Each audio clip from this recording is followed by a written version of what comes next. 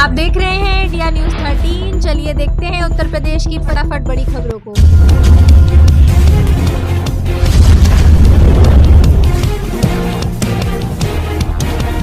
UP के 1288 ग्राम पंचायतों में योगी सरकार करने जा रही ये काम, पहले चरण के लिए रुपए जारी। उत्तर प्रदेश की योगी सरकार के निर्देश पर ग्राम पंचायतों के लिए बड़ा कदम उठाया है। बेहतरी के लिए डिजिटल पुस्तकालय की स्थापना की जाएगी। शासन के निर्देश पर गोरखपुर मंडल के गोरखपुर, देवरिया, कुशीनगर व महाराजगंज में डिजिटल लाइब्रेरी के लिए चिन्हित 1288 ग्राम पंचायतों में से प्रथम चरण में चारों जनपदों में 644 डिजिटल लाइब्रेरी खोली जाएंगी। इसके लिए शासन ने 24 करोड़ 47 लाख 20 हजार की धनराशि निर्गत कर दी है। सरकारी अस्पतालों में बढ़ेगी लैप्रोस्कोपिक सर्जरी की सुविधा, यूपी के इन जिलों को मिली बड़ी सौगात। सरकारी अस्पतालों में लैप्रोस्कोपिक सर्जरी की सुविधा बढ़ाने के निर्देश दिए गए हैं। इसके तहत SSPG अस्पताल खुर्जा, जिला चिकित्सालय मऊ, रायबरेली और संयुक्त चिकित्सालय महाराजगंज में लैप्रोस्कोप खरीदे जाएंगे, जिनके लिए प्रत्येक अस्पताल को 20 लाख रुपए स्वीकृत किए गए हैं। इसके अलावा लखनऊ के सिविल अस्पताल और रामसागर मिश्र अस्पताल में भी एक लैप्रोस्कोप खरीदा जाएगा।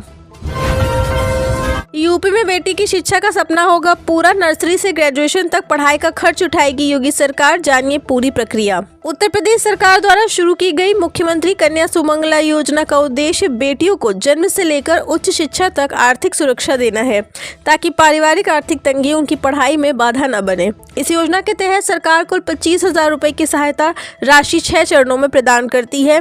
वन स्टॉप सेंटर की मनोसामाजिक परामर्शदाता चारू चौधरी के अनुसार बेटी के जन्म पर 5,000 रुपए, 1 वर्ष तक सभी टीकाकरण पूर्ण होने पर 2,000 रुपए, कक्षा 1 और कक्षा 6 में प्रवेश पर क्रमशः 3,000 रुपए, कक्षा 9 में प्रवेश पर 5,000 रुपए तथा 10वीं 12वीं उत्तीर्ण कर डिप्लोमा या स्नातक में प्रवेश लेने पर 7,000 रुपए दिए जाते हैं। यह राशि किताबें, फीस, यूनिफॉर्म और अन्य शैक्षणिक जरूरतों को पूरा करने में सहायक होती है।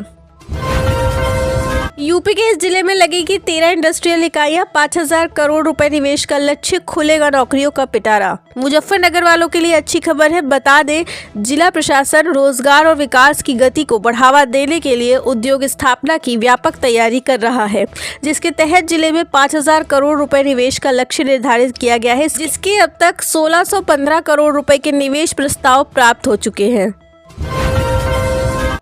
यूपी में कोहरे का कहर, यमुना एक्सप्रेस वे पर कई वाहन आपस में टकराए, 7 बसें 2 कारों में आग, 4 की मृत्यु। बीते दिन रात करीब 2 बजे यमुना एक्सप्रेस वे पर आगरा से नोएडा जा रही लेन पर घने कोहरे के बीच तेज रफ्तार में दौड़ रहे कई वाहन आपस में टकरा गए।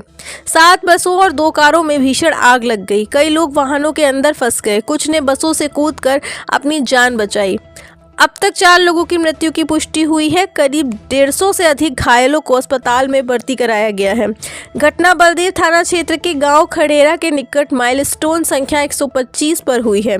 यहां घना कोहरा होने के कारण रात में दृश्यता शून्य थी। इससे आगे पीछे चल रहे वाहनों के चालक एक दूसरे को देख नहीं सके और वाहन आपस में टकरा गए।